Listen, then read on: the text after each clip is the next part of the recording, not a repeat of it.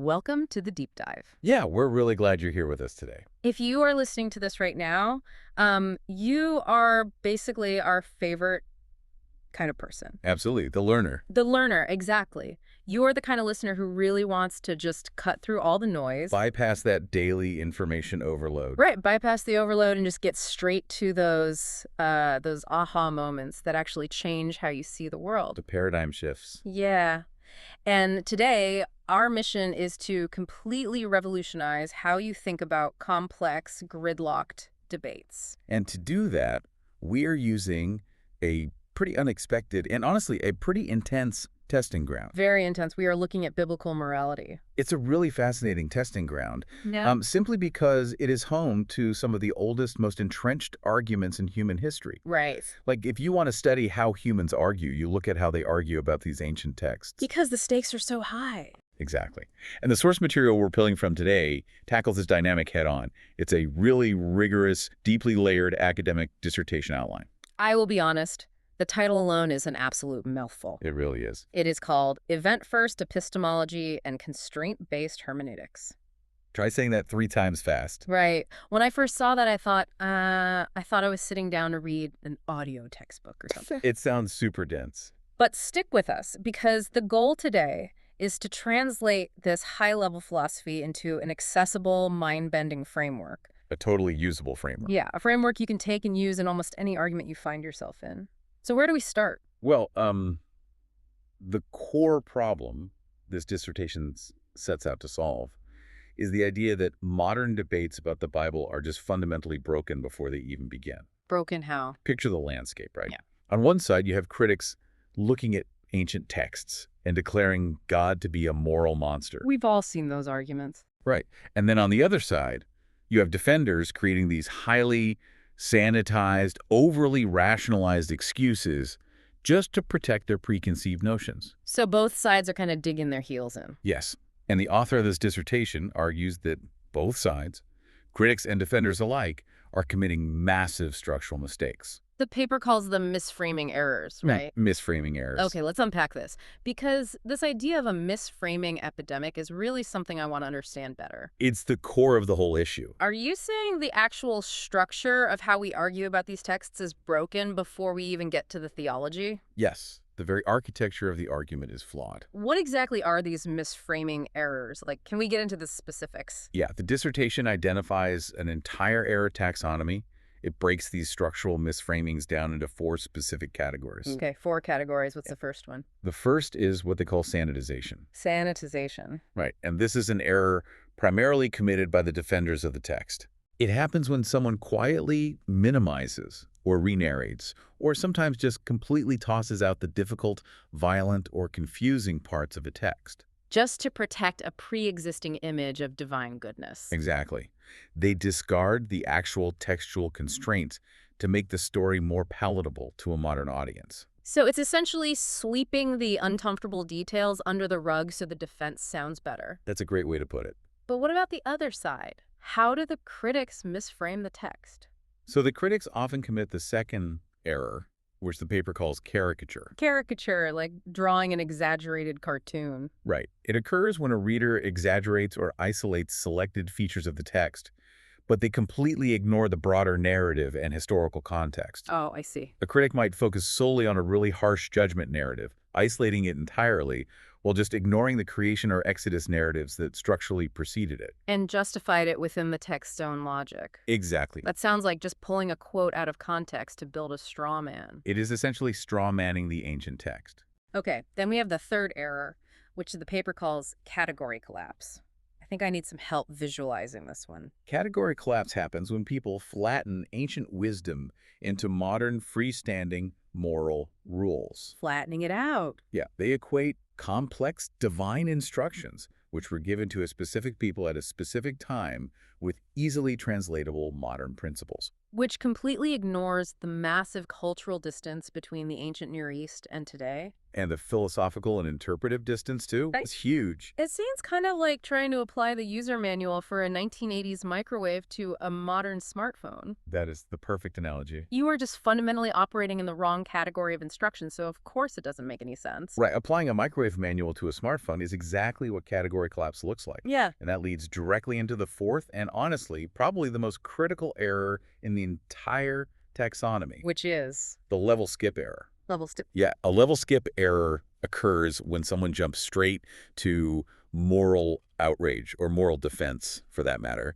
without first looking at the text's own historical and covenantal claims. So they just bypass the foundational events described in the narrative. Completely. They bypass the events and go straight to delivering a moral verdict based on their own modern standards. Wow, it is so easy to see how this connects to the way we consume information today, too. Oh, absolutely. You see a headline on social media and you immediately skip to the moral verdict. We do it all the time. We bypass all the foundational context, the history, the nuance, just to get to the outrage. It's human nature at this point. But before we get into the solution the paper proposes, I feel like we should pause and make something crystal clear to you, the listener. Yes, this is really important.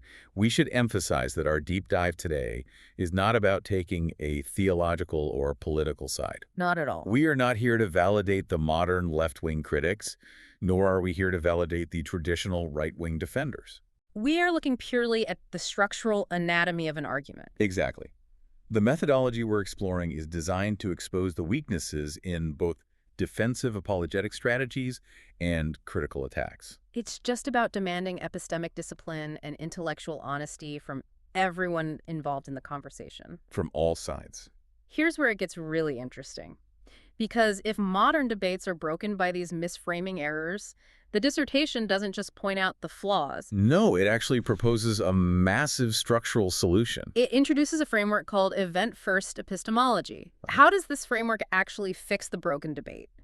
Well, event-first epistemology argues that you cannot isolate a moral judgment from the narrative and covenantal structures that gave birth to it. Okay. In this framework, moral evaluation must happen downstream from foundational events. Downstream, I like that visual. And to operationalize this, to make it something you can actually use, Mm. the author breaks the structure of these texts into three distinct sequential levels.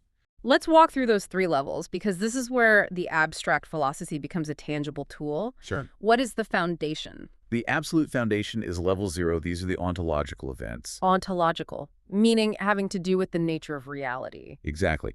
In the context of the Hebrew Bible, these are the massive historical revelatory acts that literally change the state of the world. We are talking about things like the creation of the universe. Right. Creation, the revelation at Mount Sinai, or the Exodus from Egypt. These are the foundational events that establish reality according to the internal logic of the text. Yes. So level 0 is the event itself, And built directly on top of that event is level 1. which the paper calls covenantal or theological claims. Okay, so level 1 claims are entirely constrained by the events of level 0. 100%. Right. This level defines who God is, what the covenant is, and what kind of world the character's living in, based strictly on those foundational events. So for instance, if the level 0 event was the Exodus, Bringing the Israelites out of slavery. right, then the level 1 claim that naturally follows is that God is a liberator and a covenant maker who has a specific claim on this specific group of people. Exactly. You can't have that level 1 claim without the level 0 event. Which finally brings us to level 2. Are level 2 claims where we actually get to the rules? Yes, level 2 encompasses the moral and virtue claims, How humans are supposed to live. how they're supposed to behave. But, and this is the absolute key to this entire framework, level 2 rules only exist in light of level 0 and 1. They don't just float in a vacuum. No, level 2 is not a list of abstract universal rules that apply to everyone everywhere. It is a set of claims completely constrained by the theology and the foundational events that preceded it. Right. The misframing happens when people try to treat level 2 moral claims as freestanding. They try to evaluate them as if level 0 and level 1 are false, irrelevant, or just unspecified. All while still claiming to be having a debate about the Bible. To put that in a real-world analogy, Think about a game of sports. You can't judge the rules of a game, say the level 2 rules, if you refuse to acknowledge what game is actually being played. Which would be the level 0-1 reality. Exactly. If we are playing basketball and I tackle you to the ground, that is a flagrant foul. You're definitely breaking the rules. But if we're playing football, tackling you is a great play. It's the whole point of the game. Right. So if a critic points at a football player tackling someone and yells, "Look at this moral monster breaking the rules of basketball," they are committing a massive level skip error. They haven't acknowledged the level 0 reality of what game is actually happening on the field. Exactly.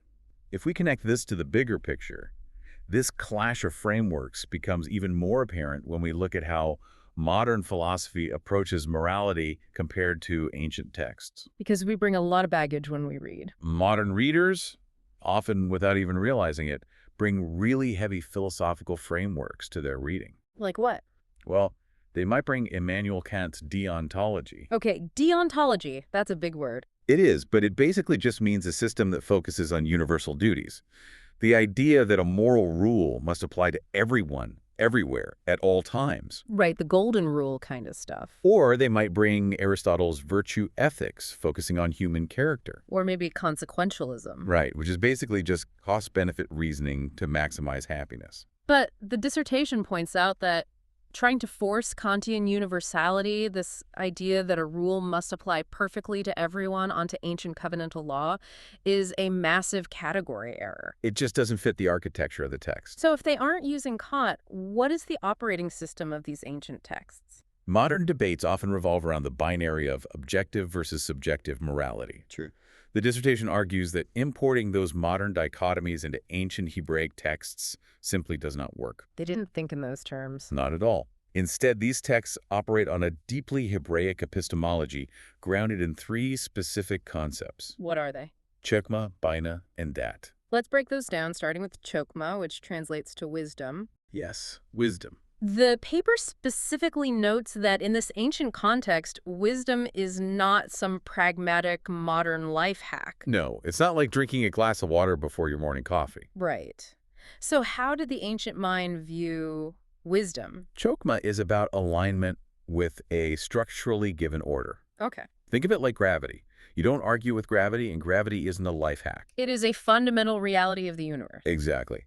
Chokmah is an alignment with the cosmic, covenantal, and creational reality established back in level 0. It is relational and order sensitive. It is neither purely objective in the scientific sense, nor purely subjective in the personal opinion sense. It is about recognizing the shape of reality and fitting yourself into it. Beautifully said.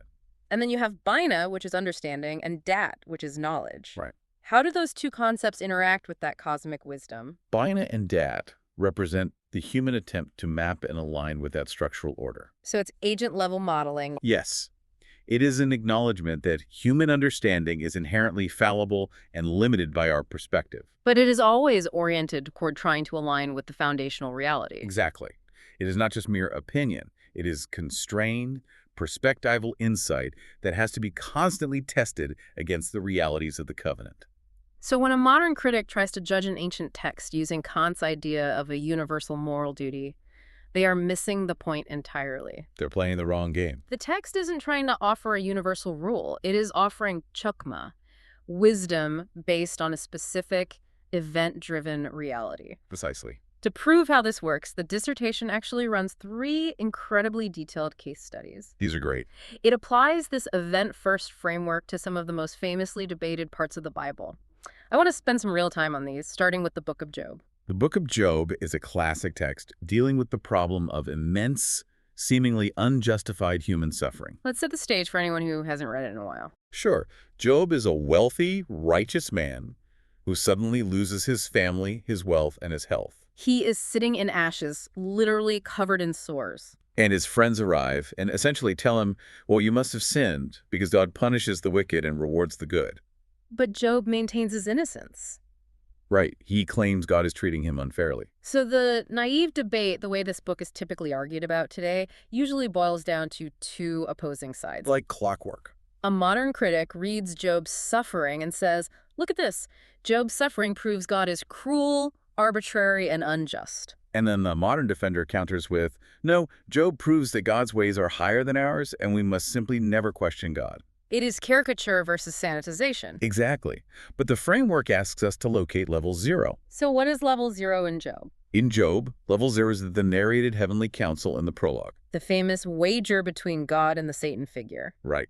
The crucial thing is that the reader knows about level 0, but Job and his friends do not. Oh, that's fascinating. The friends are trying to apply level 2 rules, do good and get blessed, do bad and get cursed, to a situation governed by a level 0 event they cannot see. So they are misapplying the rules of the universe. Exactly. Level 1 is the rearticulation of divine wisdom and sovereignty as stabilizing constraints. Which comes when God finally speaks from the whirlwind at the end of the book. Yes. That shifts the entire interpretation. Job isn't actually a debate about, is God nice? No, treating it that way is a category collapse error. When God speaks from the whirlwind, talking about creating the foundations of the earth or taming the behemoth and leviathan, he isn't offering a moral defense to satisfy our modern sensibilities. He is reasserting structural constraints. The book isn't a theological puzzle to be solved. It is a prototype of epistemic humility. It's showing the extreme limits of human understanding. Wow. Okay, let's move to the second experiment. This one takes us to the Sinai narrative and the Exodus. This is where you find the scrawling lists of laws in Leviticus and Exodus. All those rules. Again, we start with the naive framing. Critics look at the Old Testament law, the dietary restrictions, the mixed fabrics, the harsh punishments, and they say these laws are arbitrary, archaic, and totally incompatible with modern universal human rights. And defenders counter with, no, the Old Testament law is a timeless, ideal, universal ethical code that we should all still aspire to. Both sides are misframing the text. Because they are committing a level skip error. Exactly. Let's run the framework. Level 0 here is the Exodus. The massive foundational event of deliverance from Egyptian slavery. Right. And because of that specific event, level 1 establishes the covenant identity of Israel. It defines God as a liberator and a king who claims ownership over this newly freed people. Which means the laws given at Sinai the Torah, which sits firmly at level 2, are not a list of universal free-floating rules meant for all people in all places. Like they aren't meant for a 21st century citizen of London or Tokyo. No. They are specific boundary conditions for a specific people within a specific covenantal context. That fundamentally dismantles the naive debate. It really does. You cannot critique the Sinai laws as fail universal rules because the text internally never claims they are universal rules. And defenders cannot claim they are a timeless, ideal ethic for all humanity either. Because they are structurally tethered to the specific, localized event of the Exodus. You've got it. But Sinai makes sense as a boundary for a specific people. What happens when those boundaries get violent? Yeah, this is the hard part. Because the Joshua conquest narrative is usually where modern readers completely check out. The third case study, Joshua and the conquest narratives, is undeniably the most difficult. The text describes the violent displacement of the Canaanites. And the naive debate here is incredibly polarized. Critics look at the text, they apply a 20th century geopolitical lens, and accuse God of endorsing genocide. While defenders attempt to sanitize the narrative, smoothing over the violence by framing it simply as righteous and morally unproblematic divine judgment. This is where the framework demands absolute intellectual honesty. It forces us to look purely at how the narrative justifies itself internally, without bringing our own baggage. Exactly. So what is level 0 in the Joshua narrative? Level 0 includes the creation theology, God as the ultimate owner of the earth, and the specific ancient Near Eastern land grant promises made to Abraham generations earlier. It is not a generic divine mandate for holy war that can be applied anywhere. No, it is a highly localized, structurally constrained land grant. By establishing those level 0 events, the framework exposes how critics ignore the internal logic of the text to create caricatures of a bloodthirsty deity. But it equally exposes how defenders sanitize the text to make it palatable. The framework insists on explicitly separating two entirely different questions. Yes. First, there is the internal coherence of the text. How it operates within its own covenantal claims and land grant constraints. And second, there is the external moral evaluation a modern reader might bring to it. You can still hold a fierce moral critique externally. You can say, I reject the morality of this text. But you cannot conflate the two.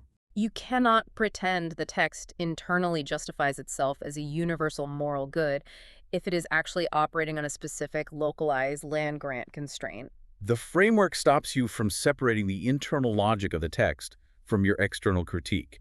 You have to address what the text actually claims, not what you wish it claimed. To enforce this kind of rigorous separation, the dissertation introduces some heavy academic machinery. Yeah, the acronyms. Let's talk about the acronyms CST, TCS, and EIE. I know they sound like quantum physics concepts. Can you define what these actually mean in the context of reading a text? Sure. CST stands for constraint-based epistemology. Constraint-based epistemology. Basically, this is the theory of how we know things based on the rules or boundaries, the constraints given by foundational events. Got it. What about TCS? And TCS is textual constraint satisfaction.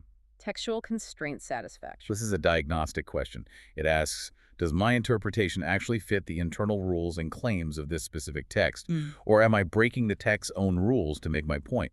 Am I playing football on a basketball court? Exactly. And EIE stands for the Event First Inference Engine. An engine. You can think of this as the mental processing model. It is an engine where you input the historical events first, and you let the moral inferences flow out of them naturally. Rather than starting with your moral feelings and working backward. Right? I love that visualization of an engine, but the author also uses a visual model called constraint graphs to map all of this out. Yes, graphs. How does a constraint graph work? Imagine a massive web of connections drawn on a whiteboard. In this graph, you have nodes. The nodes. The nodes of the various claims, the historical events, the theological propositions, the moral injunctions. Okay. Connecting these nodes are edges, which are the lines representing the dependencies between them. So if the Exodus is a node sitting down at level 0, and a specific Sabbath law at Sinai is a node sitting up at level 2, the edge is the physical line connecting them. Yes. The law strictly depends on the event. And misframing occurs when someone violates or deletes an edge. Exactly. If you evaluate a biblical text, say, you want to critique that Sabbath law, but you conceptually cut the edge connecting that law to the Exodus, you have broken the graph. You're trying to evaluate a node in complete isolation. Which violates the structural constraints of the text. The paper mentions combinatorial pruning. Is that related to these graphs? Combinatorial pruning is a technical way of describing how we eliminate bad arguments. Like pruning a tree. Yeah. Imagine you have 20 possible interpretations of a passage. You test them against the constraint graph. Yeah. If 15 of those interpretations break the graph, meaning they require you to cut an edge or ignore a level 0 event, you prune them away. You just throw them out. It forces you to maintain structural feasibility. It leaves only the interpretations that respect the text's internal architecture. To make this incredibly practical for actual human discourse, the dissertation proposes a formal 6-step debate protocol. Yes, to keep people honest. It is designed to stop debates from degenerating into endless shouting matches of caricature versus counter-caricature. How do these 6 steps work? Step 1 is identifying the level 0 historical revelatory event claims. What does the text say happened? What's the foundation? Right. Step 2 is mapping the level 1 covenantal claims that depend entirely on those events. Who is God and what is the relationship? Step 3 is identifying the level 2 moral claims that flow downstream from level 1. The actual rules. Once you have your map, you run the diagnostics, right? Yes. Step 4 asks you to check for category errors. Are you treating an ancient wisdom claim like a modern universal rule? Step 5 asks you to check for level skip errors. Are you making moral judgments while ignoring the level 0 events? And only after meticulously completing those 5 steps do you reach step 6. Formulating your actual critique or defense. And when you do, the protocol forces participants to explicitly state which levels they are granting for the sake of argument, which levels they are bracketing for later, and which levels they are outright denying. It demands that you show your work. You have to. You cannot just yell moral monster or perfect divine logic without explicitly stating what you are doing with the nodes and edges. It forces a completely different kind of conversation. So what does this all mean? The big takeaway here is that whether you are a fierce, skeptical critic of these ancient texts or a deeply devoted defender, this framework demands absolute intellectual honesty. Yes. You cannot just harvest ancient texts for modern moral outrage, and you cannot engage in blind apologetics that sanitize the difficult parts. You have to respect the text's own internal architecture before you say a word about it. The immense value of this approach extends far beyond biblical theology, doesn't it? Oh, definitely. The skills this framework demands, patience, sequencing, and constraint awareness, are intellectual superpowers in any complex debate. Really anywhere. Whether you are reading dense constitutional law, debating modern scientific ethics, or arguing over local public policy. Mapping the nodes and edges prevents you from arguing against a straw man. It forces you to address the actual structure of the opposing argument. It really is a totally transferable methodology. It is a tool for seeing the hidden foundations under the things we argue about every single day. This raises an important question about how we conduct our own daily discourse. We have spent this deep dive looking at ancient texts, but the fundamental mechanics of how humans argue haven't really changed at all. Which leaves us with a final puzzle for you to mull over. Yeah. If this constraint-based three-level model exposes the hidden misframings in ancient biblical debates, what are the unsaid level zero events or assumptions secretly governing the most heated modern arguments you had this very week? That is the real question. Are you arguing about level 2 rules with a friend, a coworker, or a family member who secretly lives in a completely different level 0 reality? You have to map the graph. Think about it. Until next time, keep digging deeper.